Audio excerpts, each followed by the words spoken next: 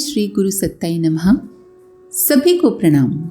पिछले वीडियो में हमने सुना सत्य को ढूंढने के लिए विनम्र होना आवश्यक है।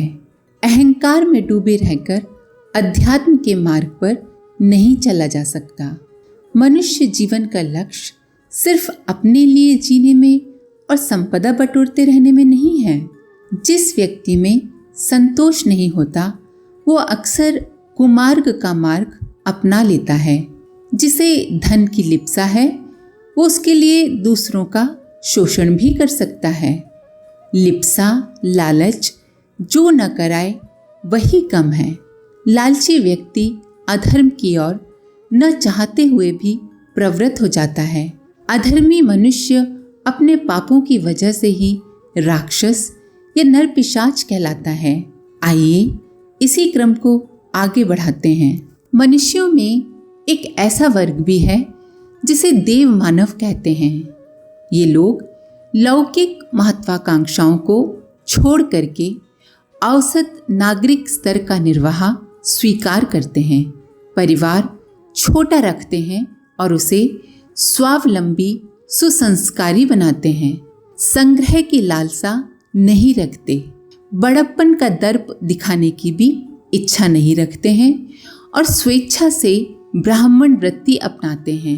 ब्राह्मण वृत्ति का अर्थ है निस्वार्थ होना, कर्तव्य परायण होना, परहित में संलग्न रहना।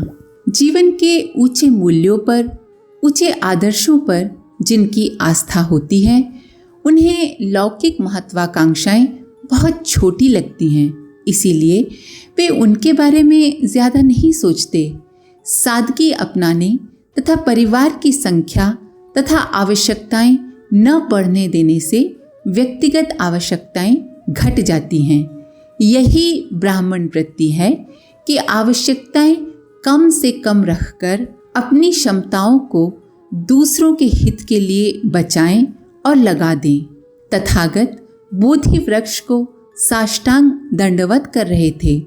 शिष्य ने आश्चर्य से पूछा, आप तो पूर्ण हैं, फिर इस तुच्छ वृक्ष को इतना सम्मान क्यों दे रहे हैं? बुद्ध ने कहा, आप सबको ये बोध कराने के लिए कि जो झुकता है सो बड़ा होता है।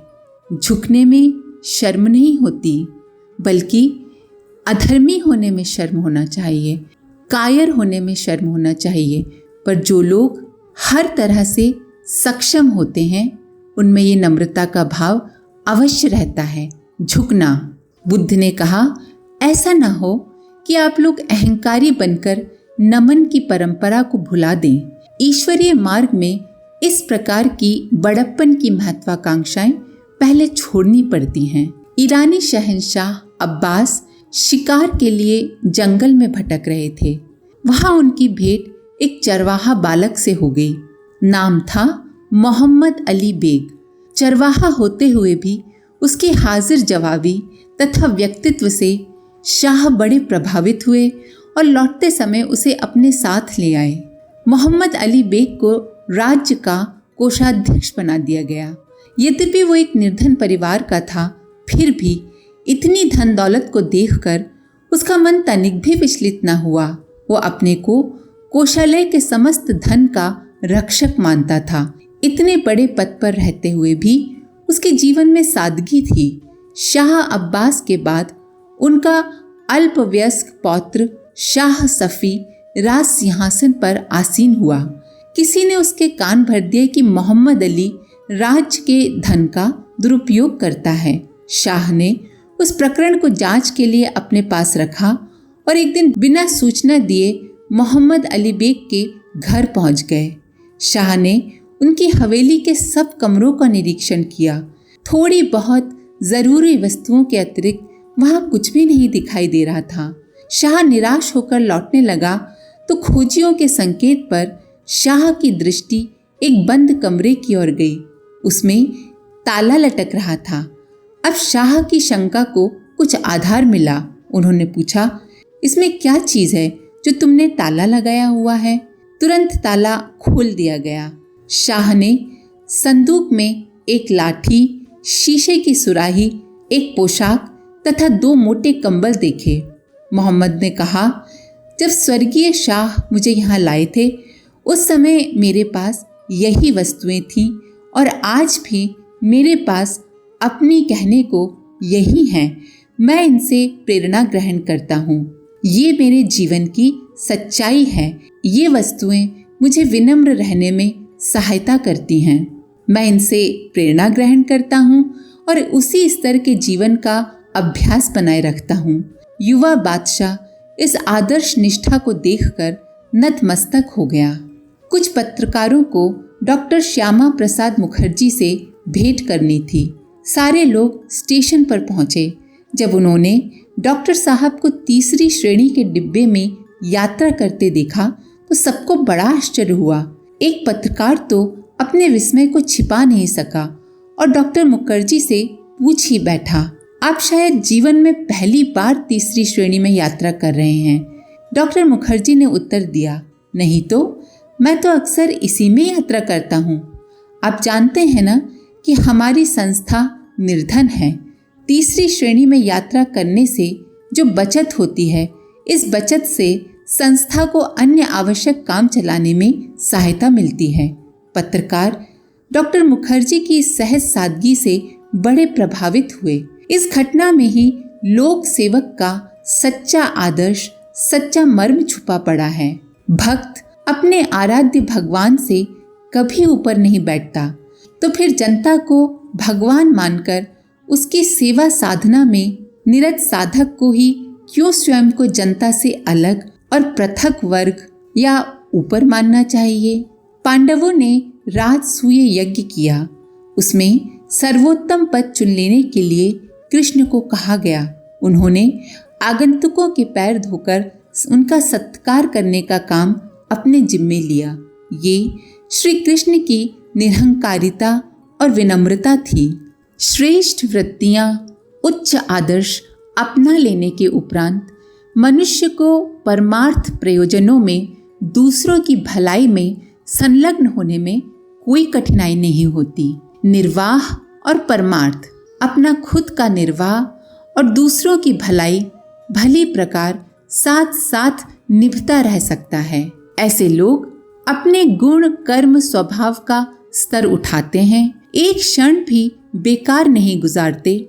समझदारी, ईमानदारी, जिम्मेदारी और बहादुरी के आदर्शों से जीवन को ओत-प्रोत करते हैं। एक सामान्य व्यक्ति को ये लग सकता है कि अगर दूसरों की भलाई करते रहेंगे तो हमारे खुद के लिए कम पड़ जाएगा, और हो सकता है कि ये कुछ हद तक सही भी हो, पर उच्च आदर्शों से प्रेरित व्यक्ति का निर्वाह व्यय बहुत सीमित रह जाता है तथा पुरुषार्थ बहुत बढ़ जाता है।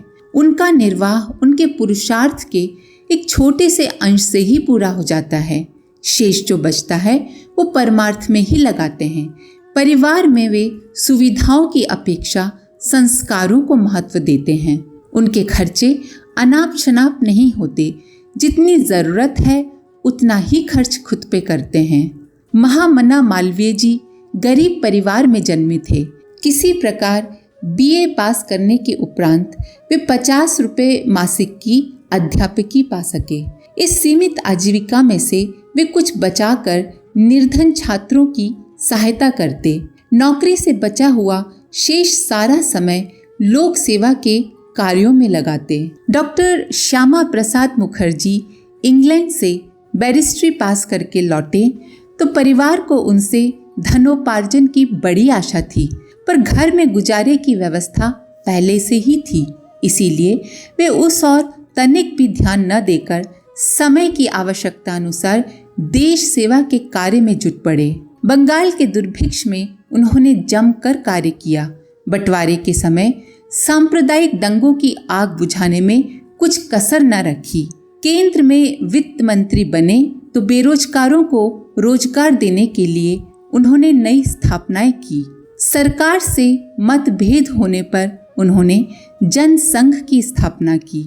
बिहार प्रांत के एक छोटे से गांव में एक किसान रहता था। नाम था हजारी। उसने अपने खेतों की मेड़ों पर आम के पेड़ लगाए। जब वे बड़े हुए तो उन पर पक्षियों ने घोंसले बना लिए। छोटे छोटे फल आने लगे और गांव के सारे लोग बारी बारी से आम मांग कर ले जाते।